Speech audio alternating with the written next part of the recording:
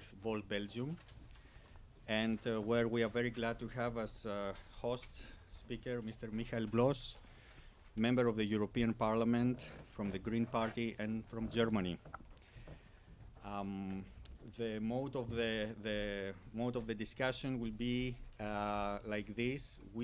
Each of us will make a 10 minutes presentation, introduction of our views about the European Green Deal, and then we can have a discussion with you, an open discussion until 8:30, or a bit earlier or a bit later, depending on the dynamic.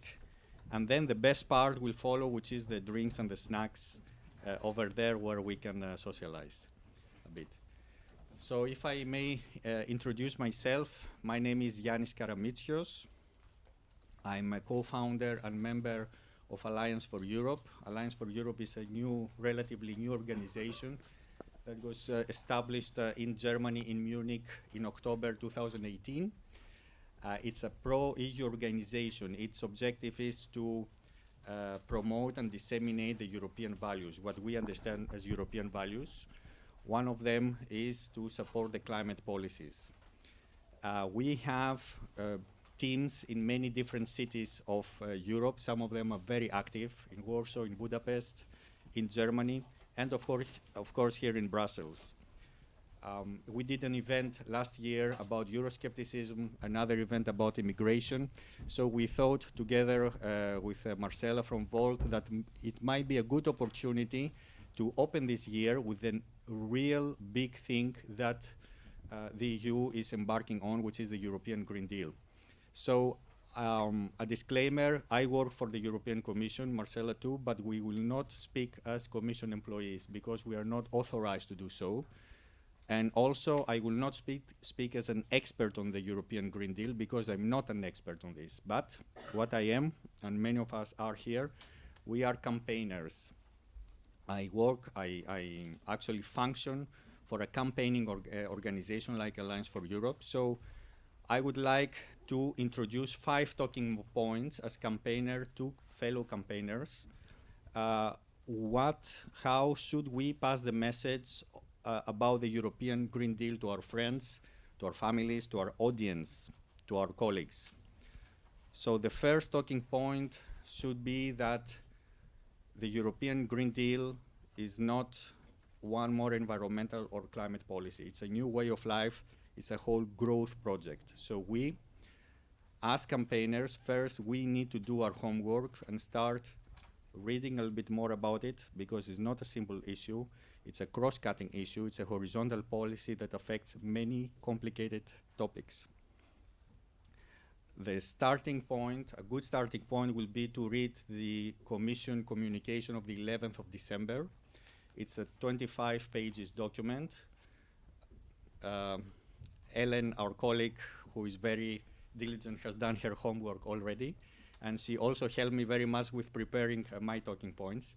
So it's a document which presents, which outlines the main elements of this idea. Some key figures for all of us to keep in mind, which is important.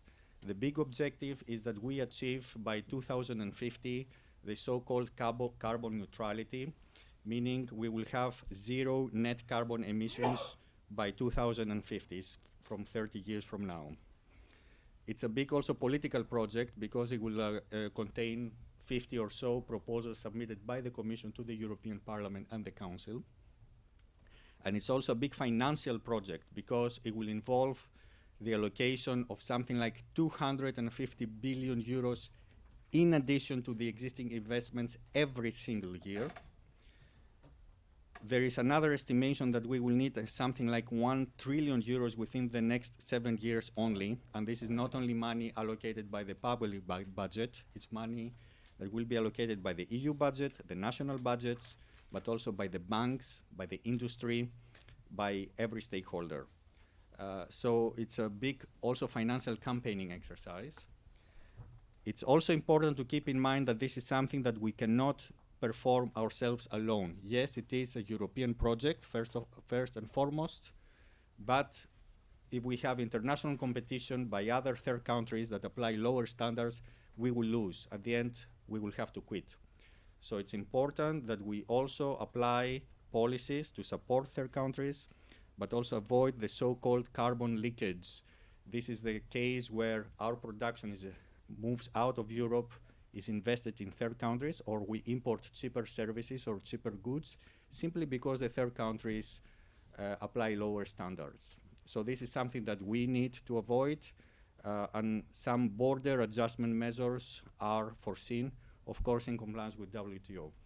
And the other important aspect that we have to keep in mind is that the EU will no longer sign trade deals with third countries that do not comply with the Paris Agreement on climate or other international agreements that concern the climate and the environment.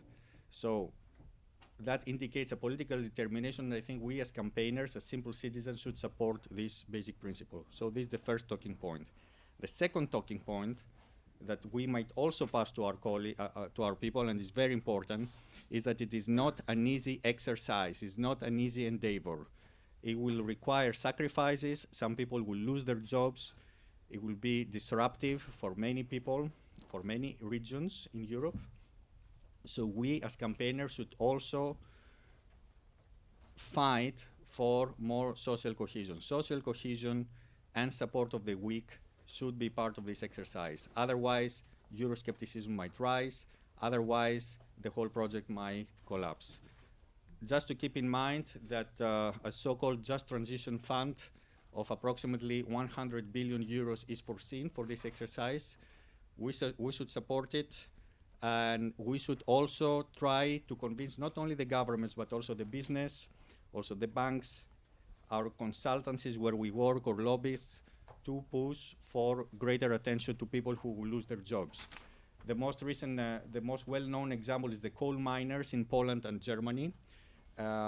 This has made some headlines recently. Poland has resisted to the idea of the European Green Deal. But it's not only them, it's also drivers, it's mechanics, construction workers, even some bureaucrats, like many of us here, lawyers. They will also need to acquire new skills. They will also need to adapt to the new landscape. In this respect, we should be very vigilant.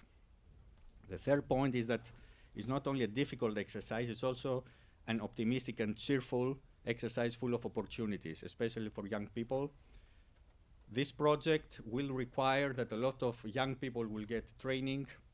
A lot of poor people who suffer from the so-called energy poverty will see their properties being renovated.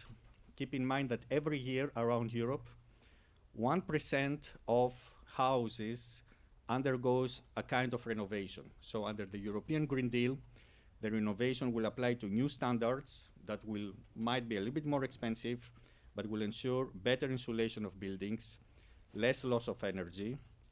I think Marcela has a story to tell about her own household. And in the long term, better heating. 50 million people cannot afford heating now in the EU, and of course less costs. This is a kind of a positive aspect of this project. And please try to keep another really impressive figure, that it is also a very realistic project. We are talking about 30 years ahead from now. But if we look 30 years behind us, in the period between 1990 and 2020 today, European economy grew by 60%. We became altogether 60% richer, while at the same time, we reduced our greenhouse gases emissions by 25%. So we became richer by dramatically reducing our emissions. And when I say dramatically, I mean in the last 10 years, the progress was enormous. So we have set some ambitions for the next 30 years. In my view, they are not utopic. It's a matter of political will. And in this respect, we as campaigners, we need to push to this direction and say this is doable. This has been done to a big extent already. A fourth talking point is more political. We should make sure that the European Green Deal is not an ideological whim, does not pay service to only a particular side of the political spectrum. It's not only for the left or the ecologists.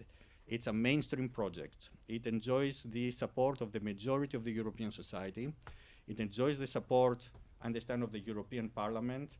Mr. Bloss can clarify more. 4 days ago, the European Parliament adopted a resolution with a comfortable majority endorsing the deal proposed by the Commission, of course with some proposals to amend and improve. And this is something that can be supported also by conservatives and big parts of the society. And in this respect, we are much luckier than America, because in America, there it was called the Green New Deal. It was associated with the extreme left wing of the Democratic Party, and it failed. It was voted down in the Senate in March 2019. Thank God this is not the situation here, so because we have such a consensus, it will be easier for us to pass the message to the ordinary people. And fifth and last of my points is the fact that the European Green Deal will give us the opportunity to develop a new European identity, an identity that we are currently missing. We had a dynamic in the 90s, then it went a bit down, we got stagnated, we felt like losing our steam. I have the feeling, it's a personal feeling, but I think it's shared by many others, that this might be the opportunity for us to be branded internationally as the green continent, the continent that offers opportunities for new jobs, green-collar jobs, a new mode of development. And if it works well, if it ensures social cohesion, jobs, growth, if it's communicated right to the people, it can be used as the motor of a new wave of integration. So let's try also to pass it like this, as a new campaigning tool. If we campaign for Europe, at the same time we can campaign for the European Green Deal, or vice versa. So this is the end of the first 5 points of my intervention, and we can continue the discussion later on. Thank you.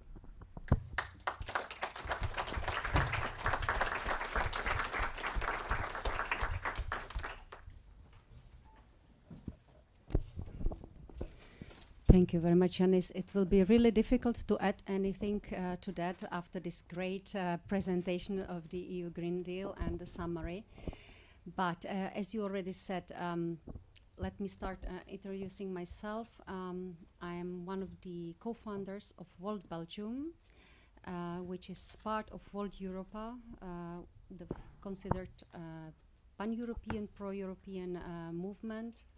Sometimes we say first pan-European political party. It's a little bit of a project of particularly young people that were kind of tired of politics and thought, let's take it into our hands and let's try to make something out of politics which will be closer to the citizens, and by in particular empowering them and involving them in the decision making.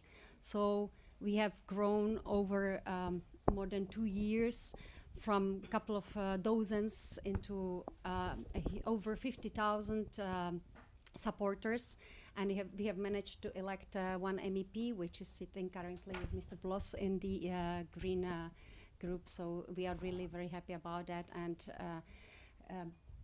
this shows that even people that are young and unexperienced in politics can change things and shape them. So this is something that we really need to do all if we want to change something on the European Green Deal, and that has to involve every single person sitting here to make changes in our lives. So this is where we will all start contributing to that and making the Green Deal really functioning. But let's go back to what we actually created prior the already 2 years ago. We have been thinking about a green transition, and we have identified 5+1 challenges in the society. We started with we believe that we need a smart state, economic renaissance, empowerment of citizens, because citizens are not so empowered in the society, to involve them in the decision making, then to have more equal society, so social equality needs to be reinforced, and the global balance, that's the challenge which we already were talking about some time ago when we thought about that it's really necessary to start the green transition. So I believe in the Green Deal, the transition is the word, and we have been already talking about clean energy, sustainable industry. We need to, of course, do some changes in building and renovating to make our houses more energy efficient. Then, of course, the mobility needs to be more sustainable, and we need to find more environmentally friendly means of transportation. We did not forget about the biodiversity, of course, farm to fork. So as Jan has already said, it will be covering such a variety of different areas. It will be really horizontal. So of course, the food security will be also affected by the climate changes. So this needs to be also taken into account when we will be, for instance, creating some jobs. So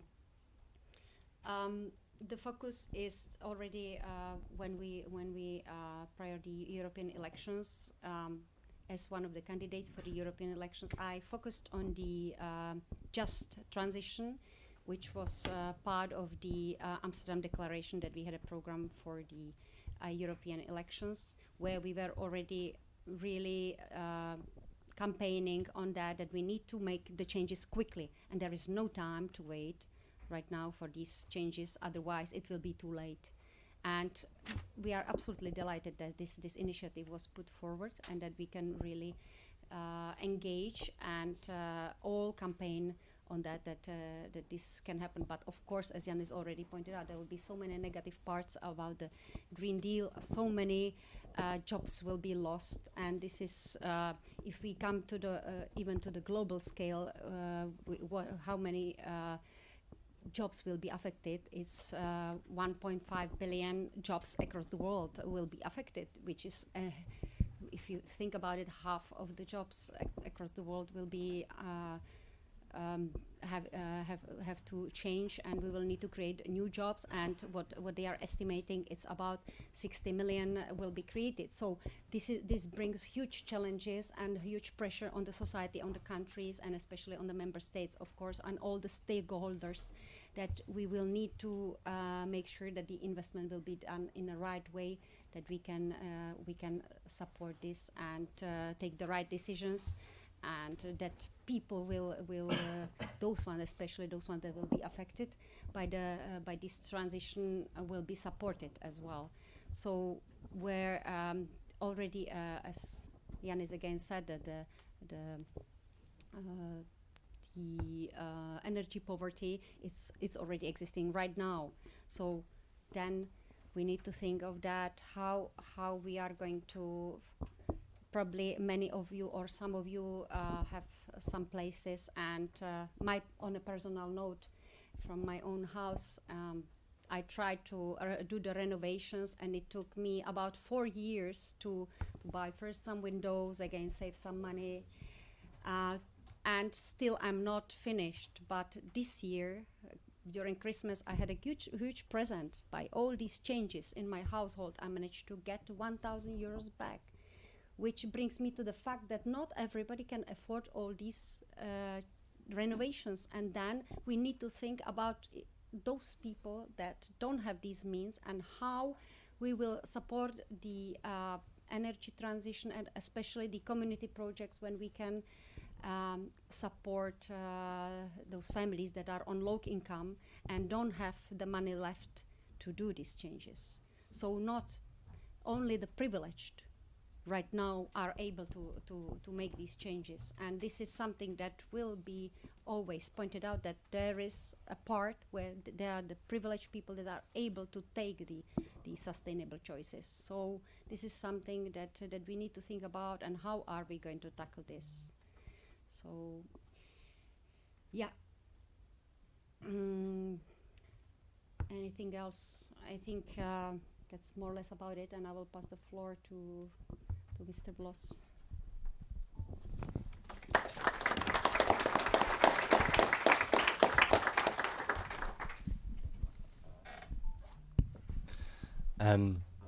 First of all, thank you for the invitation. Thanks for being here. It's really interesting to discuss it actually on this under the dimension of what does it mean for the European Renaissance, the Green Deal. Until now, I haven't really thought about it, and now you gave me the opportunity to have a thought about it, and now maybe I can also take a little bit more critical position, as you were saying that the Green Deal it's such a great thing. I'm Michael Bloss. I'm newly elected to the European Parliament from the German Greens,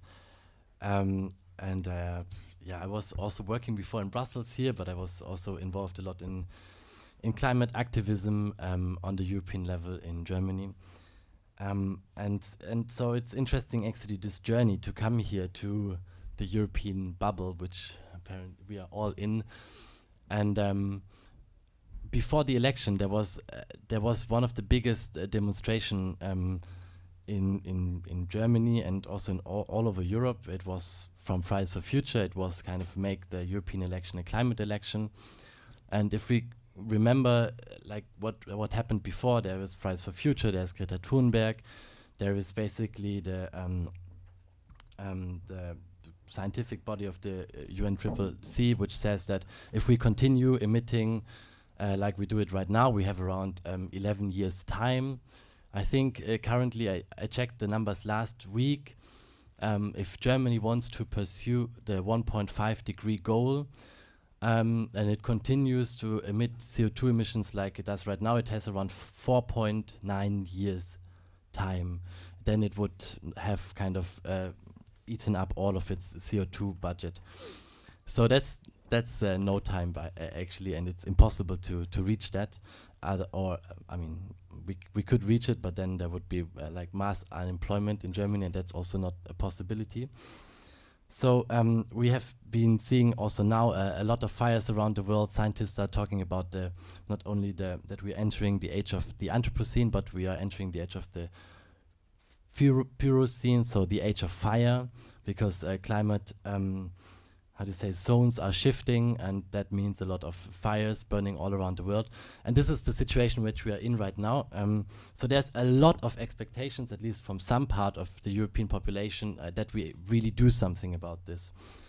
That like Europe is somehow going to solve this problem and continues and goes forward and shows how it works. And what I think von der Leyen and Timmermans do, they are basically, they take this discourse and say, yeah, we will do something. We will solve this problem. And that's great. That's good. That's wonderful. Timmermans always speaks about this comet that comes to the Earth, and we know it comes in 30 years times. It has an impact. And so if we would know it's this comet, then basically the whole humanity would do everything it can do in order to avoid this apocalypse. And that's big words, huge words. You were speaking about like how with the Green Deal we are going to like save the climate, create a lot of jobs, like make everybody happy, basically. And we create so many expectations, and they're needed. I mean, we need a lot of real change, and that's great. And we Greens support it. But then on the other hand, the question is, can you deliver? Do you can you deliver on what you are saying? Because until now it's a lot of nice words, and it's a lot of nice headlines that says, Europe will become the first climate neutral continent, etc. But then if you look into kind of the concrete things, then it becomes a little bit different. If you were saying about we will not make any trade agreements with countries that are not in the Paris. Well, that's true, but like it was Brazil and Saudi Arabia that have signed the Paris Agreement, that have been blocking in Madrid, but they're still in Paris, so we could make trade agreements like the Mercosur agreement. If you look about, like we were saying, we have to deliver on the agricultural policy. We want to have a farm to fork strategy. But they want to first vote on the general or the GAP, and then they want to come up with the farm to fork strategy. And in the GAP, actually, it doesn't really change. If you look into the climate law, we will make a climate law, and in the climate law, they will say we will enshrine the 2050 target. That's nice, but like let's talk about what is happening in 2030, and that's not in the climate law. They don't want to put new targets in the climate law. Actually, they are actually not really sure how they want to like how much they want to increase the ambition for 2030. Currently, they say that it's a debate between 50% and 55% reduction of emissions by 2030. But we all know that, like they have asked Kadri Simpson in the commission in the committee, sorry, what would 50% mean? And she says, okay, 50% would mean that we possibly don't have to change a lot of our energy policy, because with the policies in place, we can already reach the 50%. And I could continue. I mean, last week the Just Transition Fund was presented, and we say we want to have 100 billion to foster just transition, but it's actually 7.5 billion, which is actual fresh money. So we have a lot of expectations, a lot of like, and these expectations are fueled by these huge words, and it's right. But then if you look onto the actual policy proposals, like it's just not fitting the big words that are kind of the communication, and that's a problem also for European Renaissance, because first of all, you say there's also like insecurities. There's some people working in the coal mines. They say, okay, we will lose our jobs. Then it's kind of really a top-down approach. Now we are kind of the Commission comes up with this Green Deal, and now everything will be better, but really nobody understands what it is, because the Commission also really don't understand what it really is, and that creates a lot of insecurity about what is going to happen. You have expectations from all of these people who are really concerned with climate, and they say, okay, but that doesn't fit. So like it's a very good project, but if you don't manage it well, you can create exactly the opposite of what you intend to do. You can create a lot of frustration on many sides. Frustrations with the ones who want to have more ambitions, frustrations with the ones who kind of say, oh, this all comes from the European bubble and I don't understand. I mean, I had the debate with Fridays for Future about whether they should make a Green Deal campaign. And basically our conclusion was, like, go to Italy and speak about Green Deal. Nobody will understand Green Deal. And that's it. It's kind of a word that is somehow coming here and that's floating around in Brussels, but we have to be really careful that this is understood by the ordinary people. And if we are saying Green Deal and nobody understands actually what it is, because it doesn't have a proper translation into your native language, then it's again something that kind of alienates yourself from the European Union. So the communication part of it is clear, and the expectation management is important, and to make it not this top-down approach which some people have thought about in Brussels, but it's really something that comes from the people, and that comes more from a bottom-up than from a top-down, is also really crucial in order to make it really a success for the European project. So yeah, and as you said, like, it can create a European identity, but that's a big word, a European identity, and it starts with like the people in Silesia. How do they actually see it? How do they like refer to it as European? And it could be possible if a Just Transition Fund actually gives them more opportunities, but then like, yeah, we really have to deliver on what it says. So my suggestion for the campaign is, like, if there is a campaign, then the campaign should be make this Green Deal a real Green Deal. And that needs to be ensured, because otherwise it can go terribly wrong. And also, I think what is really important is that don't focus so much on what is happening in 30 years or like somewhere else, but like, if we really want to deliver on the climate crisis, it's 2020, which is the year, and it's the 2030 targets. In the end of 2020, we have the conference in Glasgow. And in this conference, basically, I mean, if you look into the Paris Agreement, how it's built, in this conference in Glasgow, if all of the pledges from the member countries of the Paris Agreement, they have to add up to a 2-degree pathway. We can calculate that. Currently, if we add up all of the pledges, we are at 3.2 degree temperature rise, which already brings us into all of these tipping points, and basically into the climate the big climate crisis, and the 2030 targets is the things that must be agreed in the year 2020 by the Commission and by us and the new NDC. So the new submission that the EU puts to the to the UNFCCC, so to the Paris Agreement collectively, and at the China summit in September, the EU-China summit, this will be the crucial moment.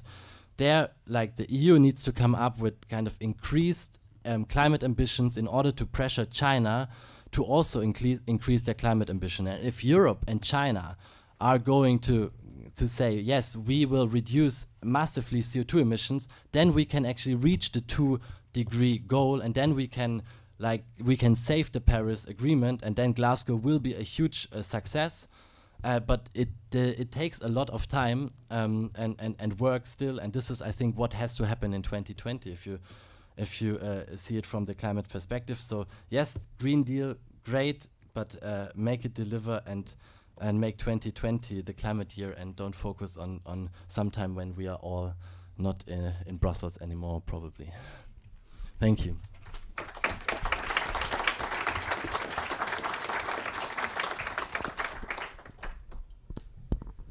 Thank you too. If you allow me an immediate reaction, a couple of comments, and then maybe Marcela can also react, and then we can start the discussion. I cannot agree more with the idea that if we create big expectations, at the end we might fail, and it might backfire, and we might go, instead of 1 or 2 steps ahead, 3 steps back. I agree also, and I like very much the idea as a campaigner that European Green Deal becomes a daily and immediate target for all regions and all people in Europe. And just to remind to ourselves, this is not the Commission Green Deal, it's the EU Green Deal. I would even say a European Green Deal. It's a project that concerns everybody, and I think everybody needs now to assume his or her responsibilities, starting also from you in the European Parliament. Maybe it's also for you to start selling to your constituencies the idea in more practical terms. It's the national governments that they need to do, I think, the major part of the work through their budgets, policies, but also communication. Me as a Greek, I would like very much to see the Green Deal becoming, let's say, a daily pattern in the poor suburbs of my city in Thessaloniki. I would like to see the suburbs there getting a breath of new life under the brand, under the big umbrella of European Green Deal. For instance, if there is a big renovation project, or if a new infrastructure is built there, for instance, for cheap and green transport, I would be very glad to see it branded as part of the European Green Deal. This is also the way to start building the idea and what I believe a common European identity. If the villager or the suburban dweller sees his or her life improving, immediately thanks to the work of the municipality, thanks to the work of the region, the state, but at the end of the day, the EU. So just to complement to the concerns expressed by Mr. Bloss, yes, in order it's good to have the big narrative, the big vision, and this is the beginning now. This is why the Commission paper, introduces the big visionary target, gives us identity. But the work needs to start also from year 2020, with targets for the end of this year, with targets until 2030. I understand the Parliament is asking for more ambitious targets in the next 10 years. I also understand that the Parliament has asked also for targets for 2040. And I think I read quickly through your resolution, you also ask for more specific benchmarks. And I think we as campaigners, we cannot disagree with this.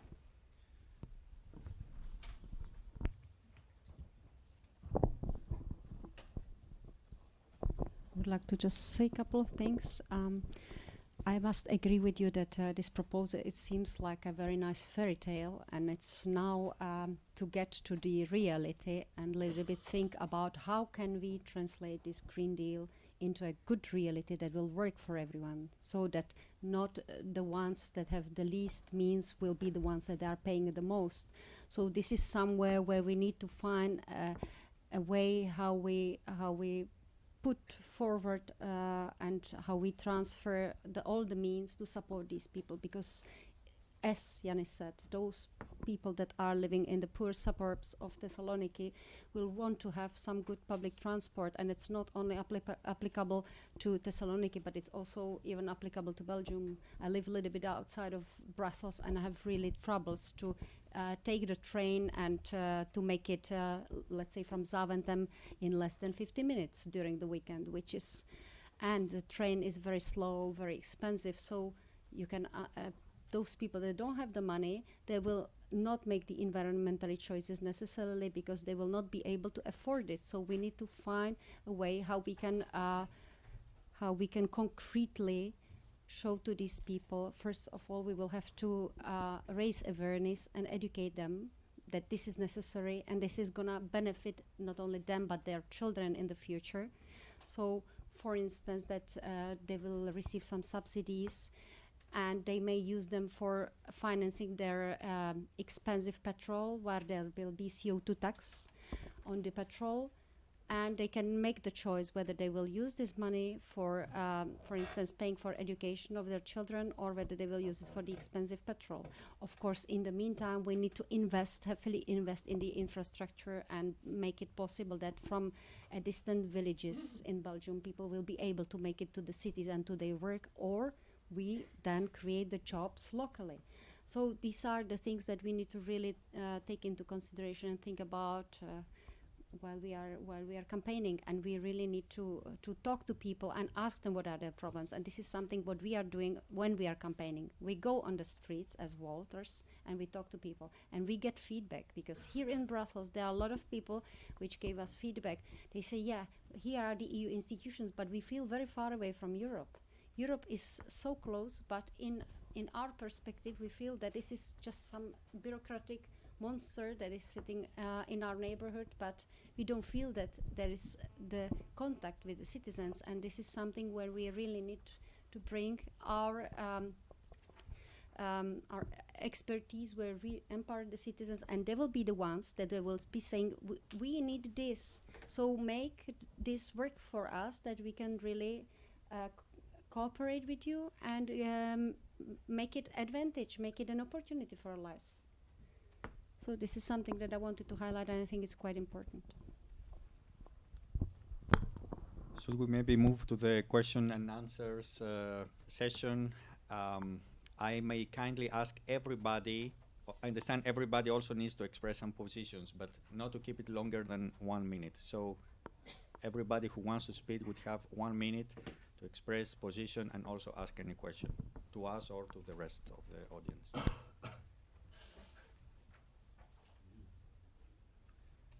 Well, maybe I start because Yanis and me and people on the panel, thank you very much. Hello, does this work? Yeah. Hello, my name is Ellen Heidbüchel. I'm a translator at the European Commission, and I helped Yanis a little bit with the paperwork here.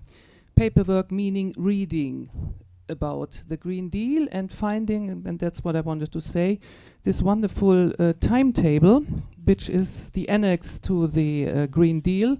It looks like this. So it's 3 pages of all sorts of things that should be happening, and as Mr. Bloss said, more or less everything should be happening either in 2020 or in 2021. So I was reading this and I thought, well, how? This is totally impossible. And very much from up the top. We have things here like greening the common agricultural policy farm to fork strategy, as examination of the draft national strategic plans, blah, blah, blah, 22 to 2021. I mean, any of you working in agriculture, how realistic is this? Not very. So that's just for saying there is a timetable. You can all read it. It's the annex to the Green Deal. And then I would like to add something about talking to people, because in my house community, I'm a house community member of small flat owners. We had energy saving works which cost a lot of money, about 2,000 euros per flat, and we had of course assemblies.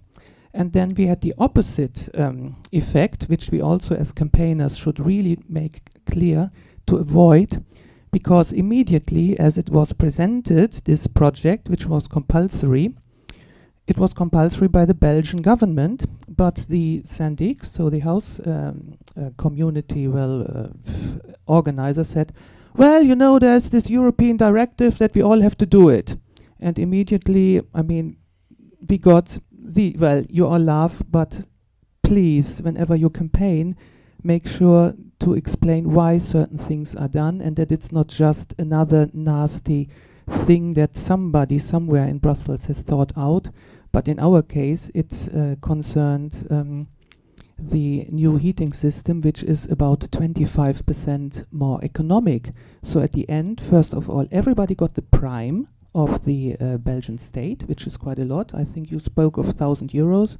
For us, it was something of 500 euros per person, per flat. And then these new heating systems will, in the long time, really save people money.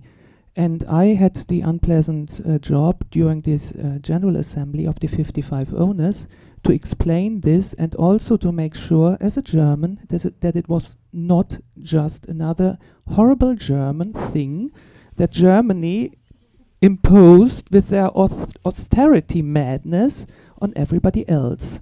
So just a bit of day-to-day campaigning example.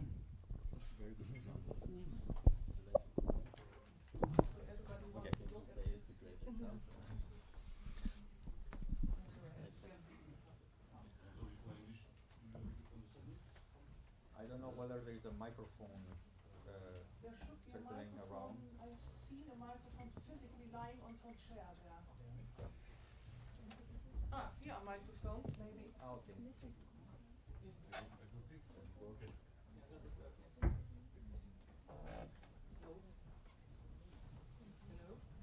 You can take that one.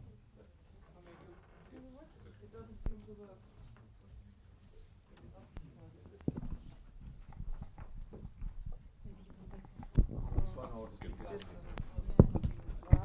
Good evening. My name is Kim from Rise for Climate. Sorry for my English, I'm not so good. We organize some big march since 1 year and a half in Brussels to put pressure on the politics, Belgian politics and European politics. And I just have a question. We know that experts of United Nations say that we have 10 years to change the things, and a lot of activists and say that 250 is very late. What do you think about that? Yes. It is very late.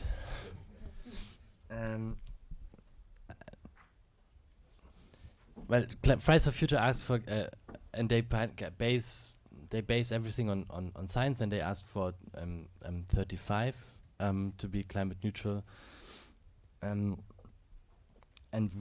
the problem we have is that we have two different kinds of systems. The one is the Earth atmosphere that you cannot really negotiate with. No, I mean, there is just as much as CO2 you can pump into it, and then the Earth atmosphere will respond over the next hundreds of years, and will warm, and we can calculate that very easily.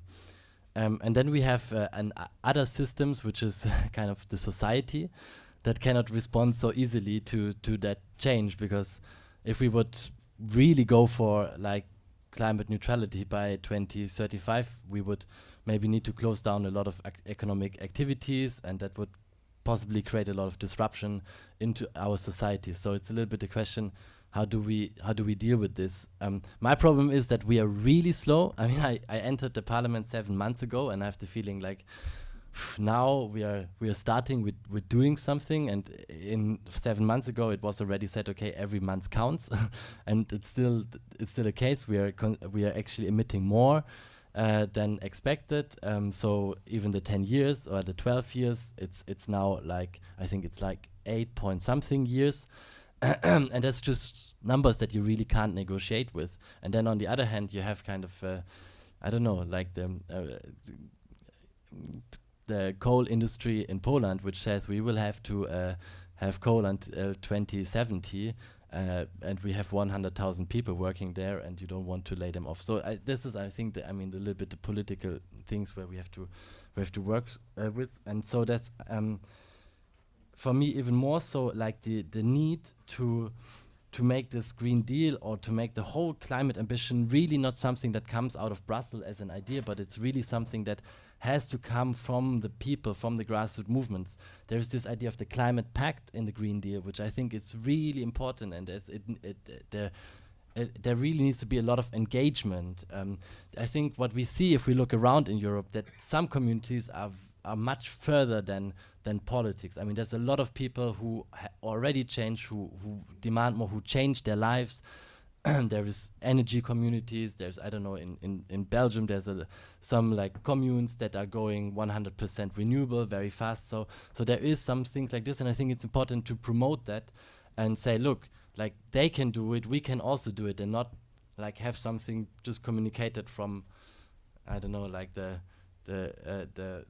high tables of Brussels, and then people have to adapt it, because in this way it doesn't become a people's-driven thing, and it needs to be a people's-driven thing, otherwise it will fail. So what you are doing with Rise for Climate, I think it's really important, and but I don't know, a lot of people are doing with their activities on the local level to organize. It's really important because it creates the possibility for politics to actually go further. And we also unfortunately see some people who are campaigning against. I mean, the problem is also, it's not only about, I mean, we are taking away from a lot of companies their possibilities to make profit, and they don't like it because we live in a capitalist system. So like the question is really, how do we also balance this out? There's also a lot of like economic activities that come from this, a lot of possibilities, a lot of opportunities. The like industrial revolution of decarbonization must happen here. So a lot of like people profit also from that, but to balance that out is, I think, also something that we have to keep in mind. And if we look tomorrow, like we will vote in the ITRE committee on the next list for like energy infrastructure in Europe. And there is, I think, we want to spend half of the money we want to still spend on fossil infrastructure, which just doesn't make sense. If we build fossil infrastructure now, it will still be there in 2050. But I mean, that's still going to happen right now. And it doesn't really make sense if you look into what is proposed to be climate neutral by 2050, or we ask for 2040. But there also, I think we have to be really more coherent in our policies. We cannot say on the one hand, yeah, like this comet is coming and like we will all be dying if we don't act something, and on the other hand, you finance all of the gas infrastructure that you don't need in the future if you're really serious with decarbonizing your economy. Last question from my side. I don't want to abuse my position, but I saw that 4 days ago in the European Parliament, 468, I think, members voted in favor of the European Green Deal. It's a comfortable majority on one hand. On the other hand, more than 200 MEPs did not vote in favor of it. So I'm wondering, why not? What was the debate? Why this resistance? Because it's already something like 30% of MEPs voting against. What is your idea? I mean, it's not news that there's a lot of people who are just principled against the EU as such. I mean, if we look into the ID side, but also the ECR side, and I think the votes, they're not like some of the votes, they might be coming because they're against ambitious climate targets. A lot of the votes come because they are against anything that comes from the EU, and the EU Green Deal as such is already a problem for them. Because I don't know who saw this and who followed it. Maybe you are more into the bubble. So like you had this whole pathetic thing about the people putting their flags on that table, so I mean that's a little bit, unfortunately, the level of debate we are having, which is really not. I don't think it represents the debate of like common people well. I think they're smarter than that. But yeah, so this is just, I think, one of the big problems, that there, as a European project, the right wing is not going to support that at all. And then, of course, the Green Deal is very comprehensive. So it means there's a lot of opportunities to be against it, from different perspectives. If you have a kind of a narrow point of view in your political work, and not kind of a broader point of view. So, being it pesticides, being it ambitious climate targets, I don't know, being it the word gender inside. I think there's a lot of reasons to be against something. But people have to learn to be in favor of something. Maybe I can say from here. But loud. Okay. There is a microphone, it might work. Does it work? I don't know, yes. Hi, first of all, thank you, because I think it's a really interesting panel. My name is Africa, and I'm a biologist and specialized in biodiversity, and I also did my thesis on carbon calculation. And I have like two small questions, very rhetorical. But the first one is actually my thesis was on the carbon calculation in mangroves in Malaysia. So I was looking for the sequestration and the emissions for charcoal production in Malaysia. And it took me a lot of work. And actually, it's impossible to look for carbon neutrality between the charcoal production and mangrove sequestration. So my first question is it's really a research behind all this Green Deal, carbon emissions neutrality, because I'm thinking about my natural reserve was pretty small. Carbon neutrality was impossible. So we are talking about Europe. So obviously, if you really just 10 minutes for research, you can see that it's impossible, it's idealistic, no? And the second one is I had the opportunity to mix with the European Commission doing my traineeship. Obviously, I was the only biologist, and I had the opportunity to discuss about climate change with some colleagues. Seeing this amount of people 1 year ago, it was impossible. People was not interested in that. Now, everyone, because President Ursula von der Leyen talk about it, everyone is interested in that. So it's obvious maybe some mistakes here, because it's better to make small steps, baby steps, making some changes. I don't want to be unpolite, but you have plastic bottles on your desk. So maybe we should think about the small changes and not try to change things that are impossible, because things it's just greenwashing strategy. And just politicize everything. No, if I look for jobs, no one wants a biologist, but everyone wants a political that can greenwash everyone's mind. No, so that was my questions.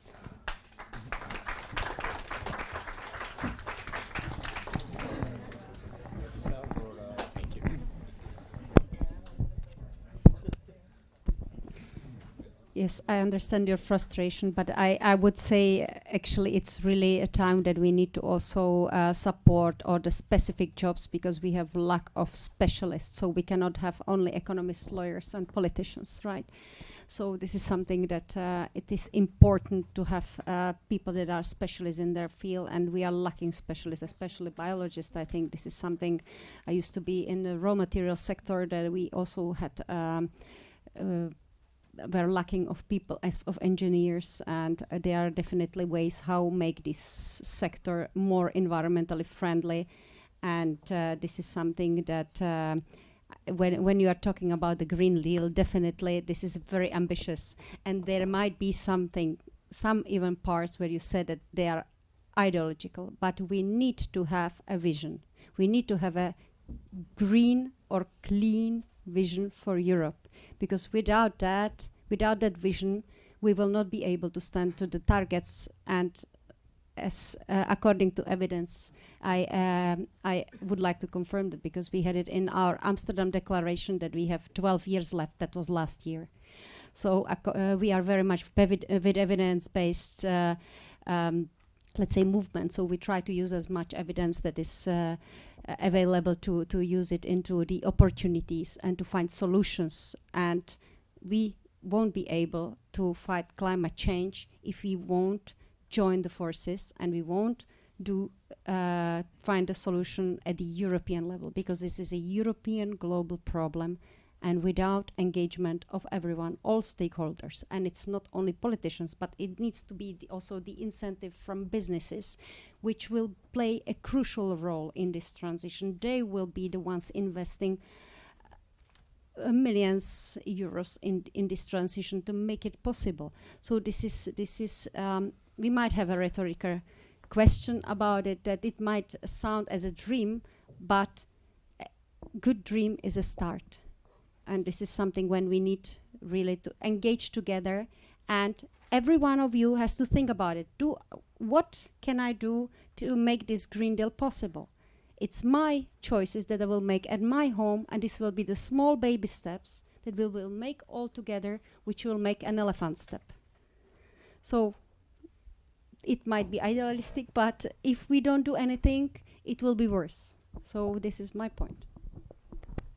If I may react, apologies. I will pass the floor to the friend there in a while. I just want to react first to the question. You raised two very interesting points. I will agree with one of them. I might disagree with the second one.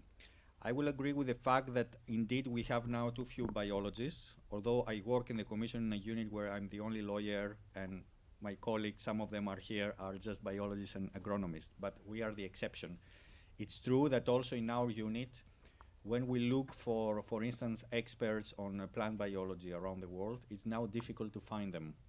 The scientific panels internationally consist of the same people who recycle positions. It is true that scientific and technical expertise is shrinking. It's true that because we are an economy of services, economists, lawyers like me proliferate. It's also true that in my country, in Greece, which is a country that suffers from a chronic economic crisis, we don't have mechanics anymore or engineers, meaning experts who might really drive the society to a new production direction. So maybe this is part of the European Green Deal, to create the incentives for this kind of jobs, to create new training and educational possibilities for people like you. If we do so, then research will also improve itself, the quality of research will improve, and also the research itself will be the base of a new production model.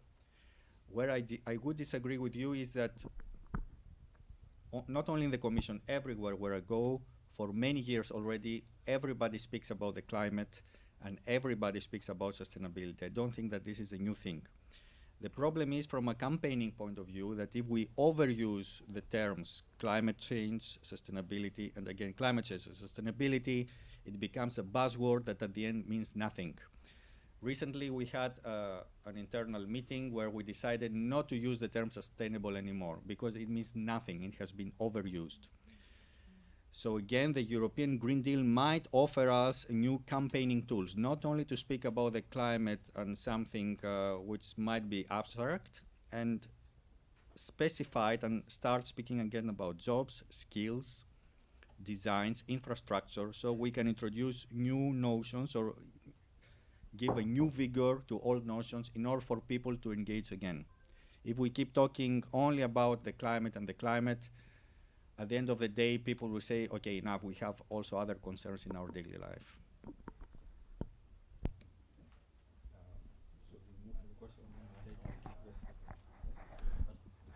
Yes, so I know that my next question is, or that I will play the devil's advocate now. I'm sorry, but I just have the numbers from Germany, but it's a really current problem, the coal exit in Germany. There's a conjoint analysis from Greenpeace itself, which shows that most of the people in Germany prefer an exit from the coal between 2030 and 2035. So yes, it's not so close to now.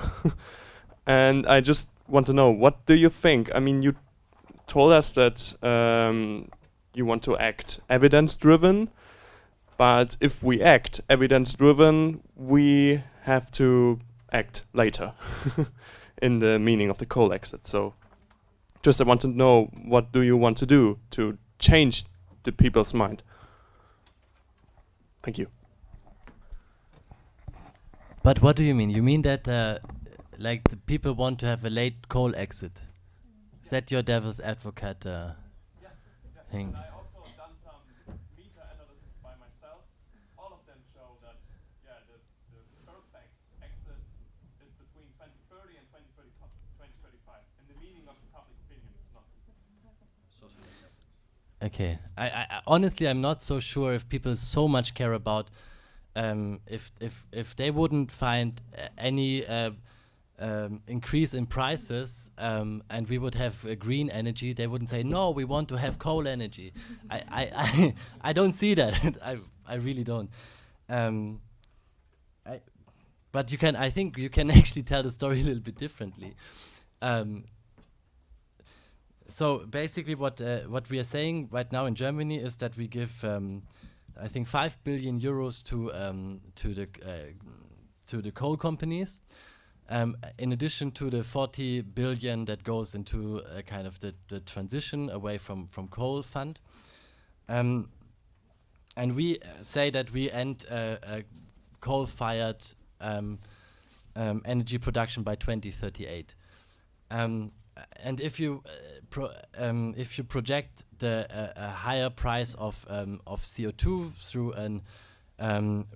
through the already existing reform of the ETS, you see that between 2027 and 2029, coal energy will not be competitive anymore compared with renewable energies.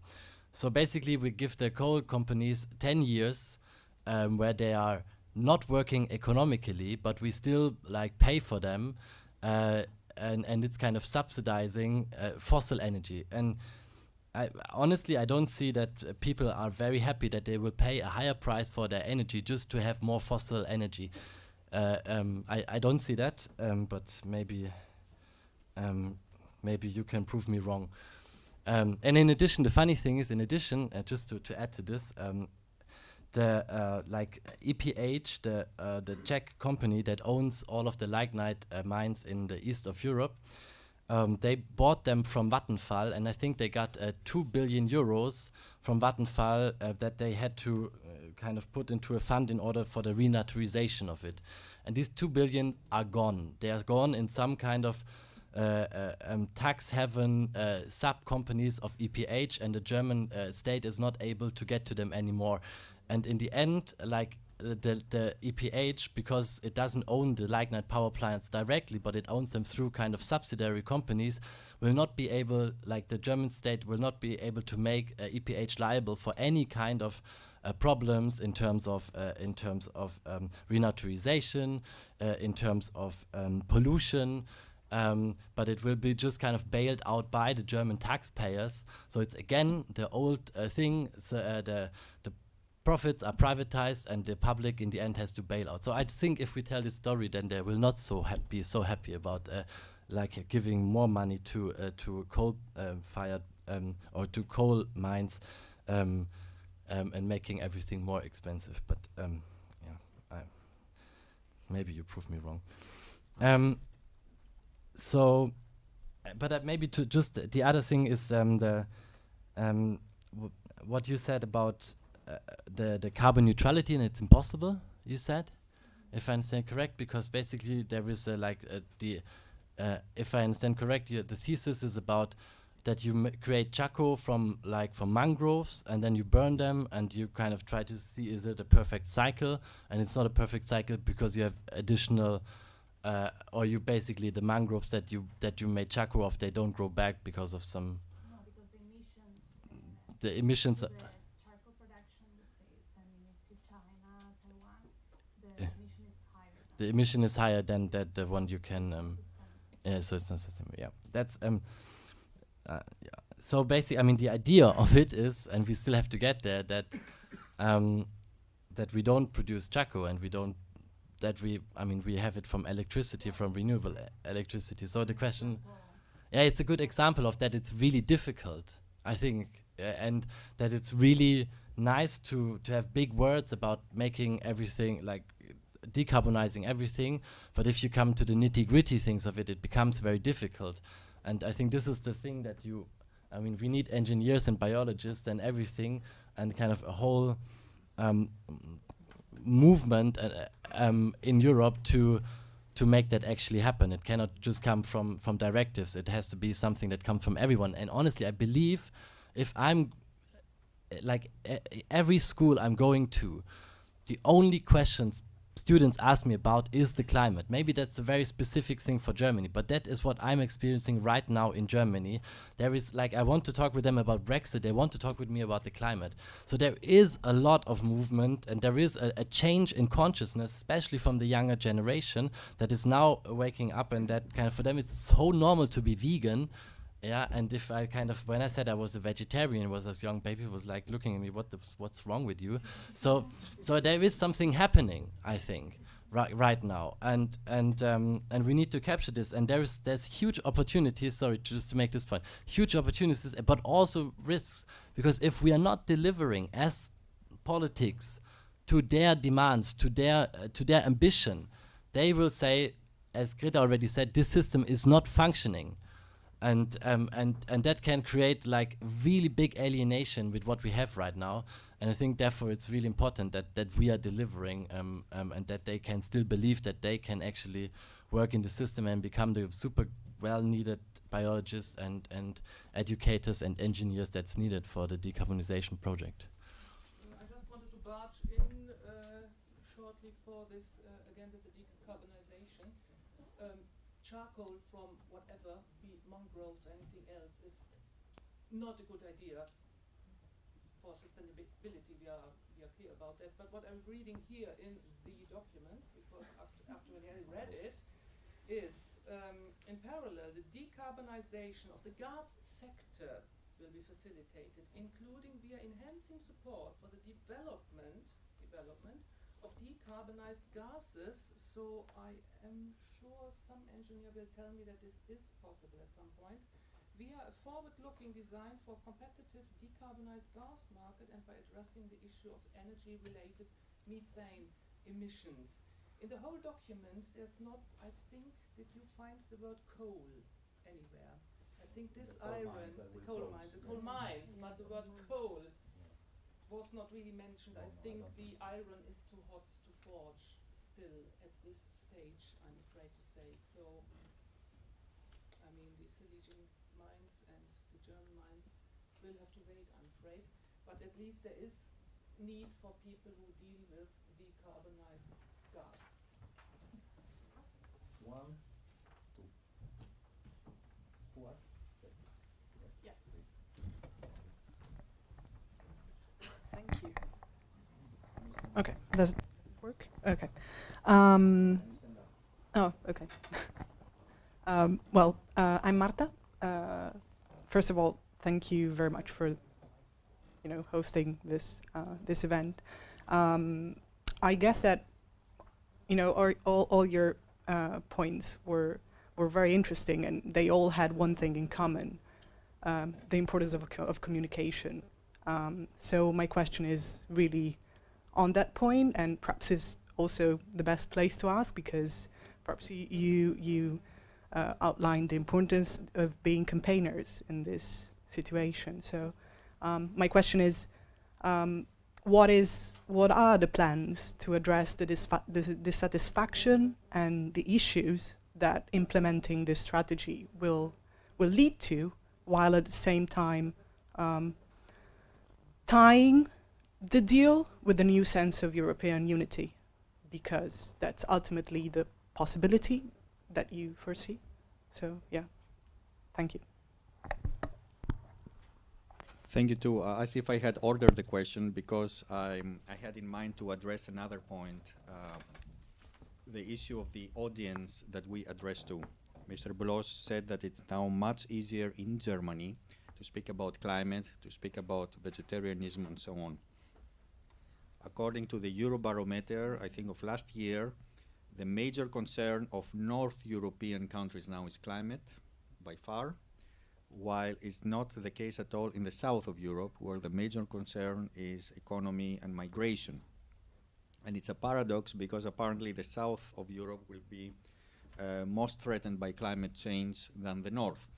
So there comes the issue of culture and communication, how to pass the message to particular types of audience. How we communicate something depends on whether we speak to urban or rural people, whether we speak to educated or less educated people, because now we are in a bubble, it's easy to agree more or less on the principles. But if you go to some other audiences, they might even put in doubt whether climate change takes place or whether it's anthropogenic. So then the discussion will move to a completely different level where you will have to prove things that we don't even consider worth discussing here. So each one of us, when we go back homes, we have to think not what kind of message we pass here in our Brussels bubble, but what kind of people we will address back then. So it's good for us to study our audience back home. It's good to us to think in advance what are the needs of the old people who will listen to us, or the young people, the poor, the conservative. Some audience are much more conservative than others. Some audience are much more prone to conspiracy theories. So at the end of the day, it's the same problem that we have when we communicate about other European values as well, like human rights or rule of law or democracy. So I cannot give you a really solid answer right now, because all depends on whom are you talking to. And in this respect, we also need to do our homework. I would like to react to this. I think this is very important that we indeed focus on those specific audiences, because everybody will be perceiving these issues differently. So if we are talking about campaigning, what is missing and lacking in the EU, and how to explain a lot of things in the EU, is the communication. And we need to invest in the communication. And as the member states are cutting the money for communication, we will have to be the messenger ourselves. Every one of us will have to be the campaigner, and will have to go to our communities, go for instance to our grandmothers, grandfathers, and explain them how this affects them personally, how this contributes, for instance, to their health problems. So there are different ways how we can address this. And education is a key, and from the smallest, youngest children, they have to be aware that all the choices and the actions they make, they can have potential influence on how we consume, how we pollute, and how we can make this deal possible, and how we can make the transition faster, and that it will work for those that are the most affected by the transition. So I think communication, and it will be, of course, in different regions of Europe, they will have different problems, so we will need to adapt it. But coming back to the, let's say, European way of uniting Europe, I think this is a great opportunity for uniting Europe, because this is not a problem just of a community or of a town, of a village. It's a problem of the entire continent. So we will have to join the forces in order to make it successful. And this is something where we will show that Europe can make a difference, and show to the countries they don't want to join the Paris Agreement that they have to. They need to, because their people will also understand that it's not only that they can look from far away, and the pollution will not cross the borders and will not come to them. They will have to do the same for their own people. Just maybe it's interesting that I think the strongest Fridays for Future movement is in Italy, so it's in the south, and I don't know, but you maybe know better, like that in the Polish debate about the parliamentary election, I think climate and environmental issues were second in like what was most important. So debates are also changing. I think that if you look into the case of Australia, the debate changed, and even this prime minister that is in the pockets of the fossil industry had to kind of admit that climate change is real, and that they have to do something about it. And why? Because people are suffering, and because climate change is real, and that they see it in their existential life. So it's not, I think it's not so much only about communication, because we will increasingly see that climate change has real negative impacts onto our everyday lives. So it's not something that we have to educate people, but people feel it already. I mean, we know since 40 years that climate change is happening. 10 years ago, I was in the Copenhagen at the climate conference, and it failed. And since then, we didn't talk about it. We talk about it right now because the impacts of the climate crisis are so heavy. So, and therefore, I think, it's communication, but also it's action. What really would make this a success is that it's a success. That you actually have policies that work and that tackle, first of all, adaptation to climate change, and that tackle that bring CO2 emissions down, and then people will see, okay, it actually makes a difference. And I think that's also, I mean, communication, great, but until now, this is a communication. The Green Deal is a communication right now. And it needs to be like a real Green Deal that actually changes something. So it's about action. That's also what people say. Like, you have talked enough.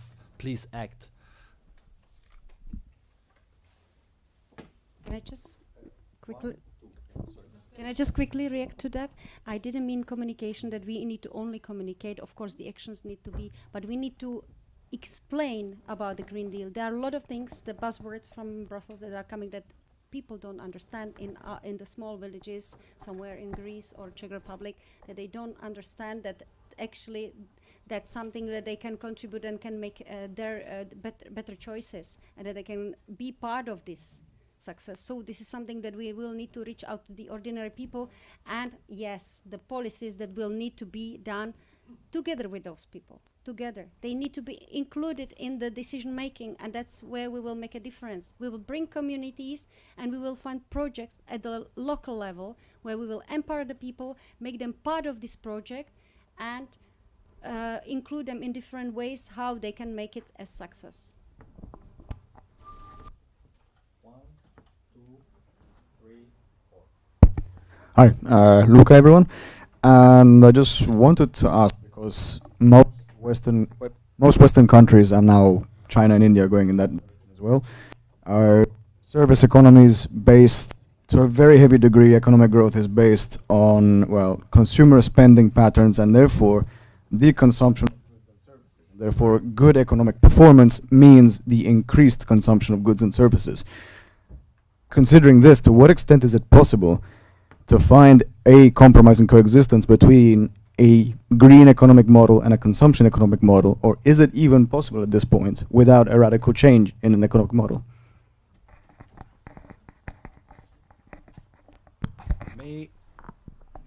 If I may answer very quickly with the two figures that I mentioned in my introduction. In the last 3 years, we achieved 60% growth in Europe with 25% reduction of greenhouse gases. I know they are not extraordinary figures, but they show that yes, maybe that pattern can continue in the future with increased consumption, because increased economy also means increased consumption, and even a bigger reduction of greenhouse gases. If you see the global figures, the majority of emissions is due to energy production. So let's start with this. It has been proven that energy can be abundant, can be for everybody, and can be green. All we need, of course, to do is to invest more of our resources there. The key question is how to do it. Who is going to pay for this, and whether we have the political consensus to go for this allocation of resources. But the figures so far, for me, are encouraging. In the last 30 years, we proved for the first time in history that economic growth is possible with greener and, let's say, less carbon-intensive resources. Yes, Jean-Philippe Steger from Managers for Future. I think it could be very easy. We first reduce harm and then we do good.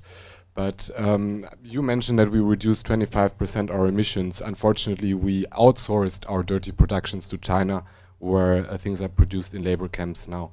We continue to subsidize in all EU 28 member states fossil fuels. Micha mentioned that we now also decided to invest again in gas. And what does net zero mean? Well, we invest in eucalyptus plantations in Africa that destroy whole landscapes. And do good, well, 1.1 trillion euros in investments, and with the Just Transition funds, 7.5 billion of this are fresh EU money. So yeah, I'm wondering, like, who's responsible? Like, politicians don't take their responsibility. And you mentioned business earlier. I think that's a good way to go, actually. But no one takes the courage to say, okay, we have to individualize responsibility, trickle it down to businesses. We have the EU Financial Reporting Directive. This applies only to the 6,000 biggest. And still, they can write anything, any bullshit. It's not measured. They don't have to measure their impacts. So we also need sustainability accounting. So this was a little bit about the figures. So I share my colleagues' impression that it's just a marketing gag.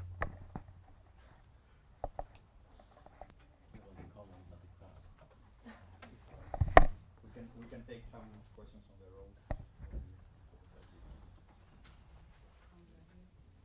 road. Well, hi everyone. I'm Ismay. Thank you for being here and giving all your useful insights. I have about 3 points that I want to shortly discuss and also ask questions about. The first one actually relates to the timetable that we all heard, that most steps will be taken or quite some time from here. And what my question would more come down to is, what about the coming 4 to 5 years? We're having now this commission who is, well, just coming in and presenting a new Green Deal, but what if in 4 or 5 years we have a new commission and decides to go in a total different direction? If we now don't have anything on paper, then nothing is being set in stone, and then political decisions can just move us away from there. And then moving onwards from that, we right now also from the Paris Climate Agreement have this whole thing called emission licenses. Coming from the Netherlands, we right now run into the problem that we do want our renovation projects, but to do renovations that will cause more emissions, and right now we are at our emission ceiling. So as a country, we cannot actually, on the long term, reduce our emissions because we're bound by the limits set by the European Commission and European Union. So by making decisions very shortly, we don't think about how that will impact right now the countries in reaching those goals in the long term. That brings me then directly to the second point. We are with 28 member states, all very different and all having very different economies and working ways. I'm quite shocked that these days we're still having coal mines. I know that in the Netherlands we have forgotten those already for a long time. So the fact that some countries are further than others need to innovate way more in order to reduce, especially if you also are more an exporting country and producing for many European markets, and then yet relatively to our inhabitants, we need to reduce in a similar way, where other economies in Europe use way more polluting ways still, and will be still said and okayed and agreed to as long as relatively you just go down. I see a huge disruption in the internal market compared to countries that probably have to pay for the smaller countries, but also have to find way more expensive ways to reduce their emissions. And I wonder, is there actually given any thought into that? Because right now it seems indeed very idealistic.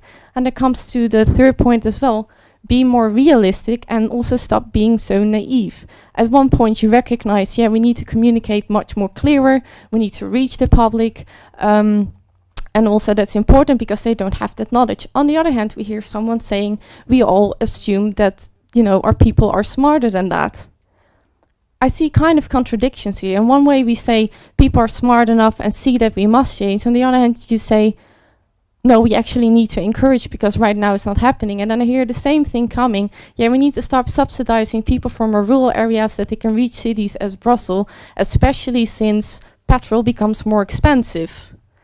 Well, just giving lump sum subsidies of 1,000 euros per, I don't know, per family or per commune to make sure that they can still using very polluting ways of getting to a city I don't think is the way. Or just saying, here, apply for something and then decide whether you use it. I think this is the time that we cannot let it up to the mind of the people to say, am I gonna use it or not? No, you need to make sure that it's being used where it's supposed to be. And I think with subsidies, there is always a responsibility also in accounting, showing that the money that was promised is actually used where it's supposed to be. And I think especially also now hearing stories about Germany putting the money somewhere and not being able to reach it anymore is one of these huge examples. And that I think is just simply being realistic and making sure things actually work instead of like, here's the money, you know, you promise it probably will be fine. I don't think that that's the time anymore. And we need to understand that people are not always that smart and that therefore we need sometimes to make decisions for them, but good and thoughtful ones.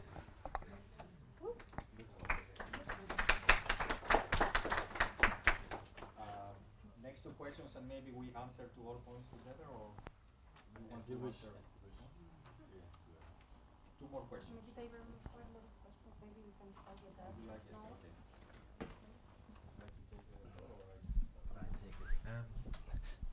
I didn't clap in the end, even though it was a very impressive comment that you made, because I think it's very dangerous to assume that we are smarter than the other people. In a democracy, we are all kind of, everyone is smart, and I just believe that, I mean, it's a little bit the question, what is an easy way of, or like how do people work? And if I'm, I don't know, if I'm a single mother and having to raise two children and then also like having a low paid job, it's really difficult to care for the climate. So I think the task of politics is to make it possible for everyone to be climate friendly. And that means that it's easier to be climate friendly and less easier to be not climate friendly. And this is kind of, I think, the framework that we have to do. That means that like making carbon or like climate unfriendly things more expensive, like cars, and especially big cars, because we have a lot of big cars, we have a lot of SUVs, more and more SUVs which rich people drive, and like making that more expensive, and the money that we gain through that, we give it to the poor people, the poorer people, in order for them to make it livable, to have a climate friendly life. I think that is the way we should be thinking, and then we will see that everyone is smart, and everyone will take the decision to live a climate friendly life because it's easier for them. But currently our society is structured in a way that it's very difficult to live a climate friendly life. I have a vegan January right now and I tell you, like, it's not that easy, but it's because this is the result of the politics of the last 70 years, which was kind of dominated by fossil companies. And that's also like for the question like individual versus like common responsibility. I mean, it's good to say like it's an individual responsibility of everyone to live a good life, but I mean, in politics, I think we have to make sure that it's like us as a community, us as Europe, taking care that this life is possible and it's doable by everyone and not only by the ones who have a lot of money. And it brings me to another thought. That's why I connected. I think because you were speaking about like the do no harm and the businesses that are responsible. I believe that if you look into like how democracy develops and how like the discourse about human rights developed, then we have a lot of movements that have always fought for their rights. You have like, you know, you have the women's movements that have fought for their rights. You have like anti-discrimination movements that have fought for their rights, and their individual rights has expanded. And I think now it's really time also to speak about like the rights of the right to a future, the right to a healthy climate that young people have, because and that also like the coming generations have. So there is a lot of litigation happening also in the Netherlands, suing the state for not meeting the climate targets, and that's not something which is just, oh, sorry, we didn't meet the climate target, that is endangering the future of the young generations. And that mustn't be possible. So I think we to advance on this, and also advance maybe into this direction that businesses also have the responsibility to make sure that their activities are not going to destroy the planet, is something that maybe could be a way for campaigning and to really advance the issue.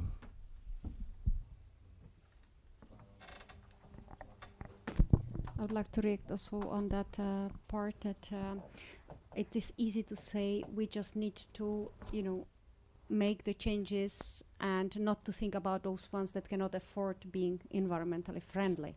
So this is something when we need to think about it, how we are going to do that. So we need to think first how we are going to increase the quality of life of those people. And if they will have a better quality of life, more in their household income, then they will be able to do the environmentally friendly changes.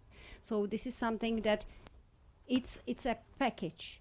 We need to sell them a package, and it has to be a way how we are going to wrap it in the Christmas paper and how we are going to present it and explain them how it works. So it will be again cooperation with those people, and we will need to do also the part in our communities to explain them how can they be part of it and how we can help them to get there. So we will walk from two directions and we will meet somewhere halfway. So it needs to be a cooperation. Nothing will happen on its own. So this is something when we need to cooperate and work together.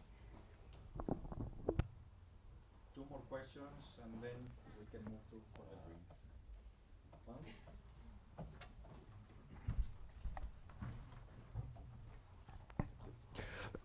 Thank you very much. First of all, thank you all for your intervention. Very interesting. My name is Leonardo and I come from the European Parliament. I'm a Schumann trainee in the European Parliament. And listening to different interventions here, my first sensation was, yes, maybe we are talking a lot about the internal point of view of what the EU Green Deal should do to make this real change happen.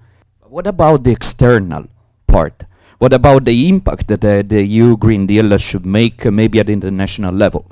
I come from international relations studies, and I know, I'm pretty sure that should the EU effectively become climate neutral by indeed the time that is specified in the accord, I'm really skeptical about a real change at the global level if China, the United States, and the other strong superpowers around the world would not do the same. So in a part, I would say, I'm, yes, maybe a bit idealistic about this Euro Green Deal, but we need it at the international level. Even to spread like a kind of model to involve other European, other international superpowers to do the same. But since it's too difficult to reach this point from an internal point of view, especially concerning all the problems that we all see in communication, in peoples that do not really know what climate change is, how can we achieve this change at international level? What the European Union can do as a superpower to involve seriously all the main international actors to make this real change happen? Thank you very much. One more, and we can answer all together. Who was next? Someone from here? I think I missed someone. Okay, last question. Yes. I just wanted to say regarding what you said before. I work in advocacy. I'm basically a lobbyist. One moment.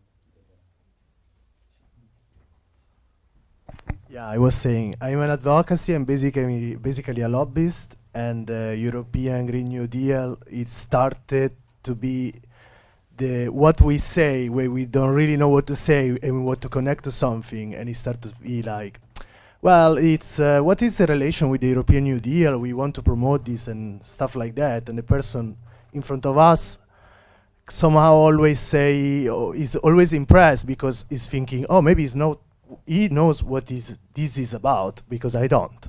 And often it's like that. At least now at the beginning, nobody really know what is going on and what is gonna be, and it's just for saying it. It's up to you now to make it real, to make it something concrete. It's not really a question. It's more like a statement. I would like to react to this. I think, although not everybody knows what it is exactly, I think for Europe it is a great opportunity to show the leadership. First of all, it is a vision for Europe. We were lacking for such a long time. And I think with the new Commission and with a woman in the leadership, it showed that we can do impossible. We've been talking so much about climate change. People were on the streets. I've been so many times protesting together with my fellow campaigners, trying to make a difference and to show discontent that we need to make the steps, that it's too late. And I think it's something that we were really missing in Europe. So I believe it's a great thing that we have a new, this Green Deal. As well, comparing to the big superpowers, we need to show we are taking the leadership on this. We are taking the leadership on making, decreasing the global emissions, make a difference to transform towards a green economy, and we want to be the leaders in that. We want to be the pioneers, and we want to show we are the ones that are the first ones that really take it seriously. So this is something that we need to see. It is probably a marketing, and people will feel maybe at the beginning until we will really find ourselves and we will see the concrete measures and concrete impact. We will feel that it's something still we need to find ourselves there. But I think it's a great vision for Europe, and it's a great vision towards the other countries and super big powers, and also for their citizens, because they will be pushing on their politicians. Look at Europe. They are doing the Green Deal. We need to do that as well, because people really care about the environment, and that's shown across the world. We are not only protesting here in Europe, we are protesting across the world. So this is something that we need to think about. New vision, and it's a green vision. Concerning the international aspect, we can build on what Marcela said to create our own vision, and then it will be easier to sell it to the rest of the world. Just keep in mind some figures which are very important for us to bear in mind when we speak about our influence on the world. The European Union, together with the UK, is the second biggest economy in the world, perhaps the first in terms of GDP. Is the biggest trader in the world, is the biggest trading partner of at least 80 countries around the world, significant countries. So those 80 countries, for instance, cannot survive financially without applying to our trading standards. So out of my experience in the Commission, I see how much we can influence international standards ourselves. We participate in the international fora. We draft with a colleague from the other continents international standards, and then we set our level of protection: environmental protection, phytosanitary protection, health protection, labor protection. And in this way, if the other side does not comply, their trade will suffer. So we have a huge leverage on them. We can export our high standards to them. So instead of a race to the bottom, we can create a race to the top. And I have the feeling, out of the things that I read, that it has already a positive impact on the world. For instance, China right now is the global champion in production of solar and wind energy. So China, yes, is a big polluter, but at the same time shows the way to a different model of economy. Why? Not because of their good heart, but because they see their own society collapsing due to environmental failures. So I feel a bit optimistic that if we create our goal, our vision, the rest of the world will coalesce around us. And when I say the rest of the world, I think also the United States of America. Trump will not be a president forever there. Societies change. And also, don't forget that the term European Green Deal is a term that we copied from the Americans. It failed in the America provisionally, which they themselves copied from their own history of the 30s, of the Roosevelt New Deal that was an economic model. Now it's a Green New Deal. It failed there provisionally. But you see, these ideas go around the world and with some good effect. So I remain optimistic despite the fact that we really have exported our dirt or rubbish to China. but I think China is not just a garbage dump anymore. Also shows the way. And as Mr. Bloch said, if EU and China at this current moment reach an agreement, the two of them, the rest will follow.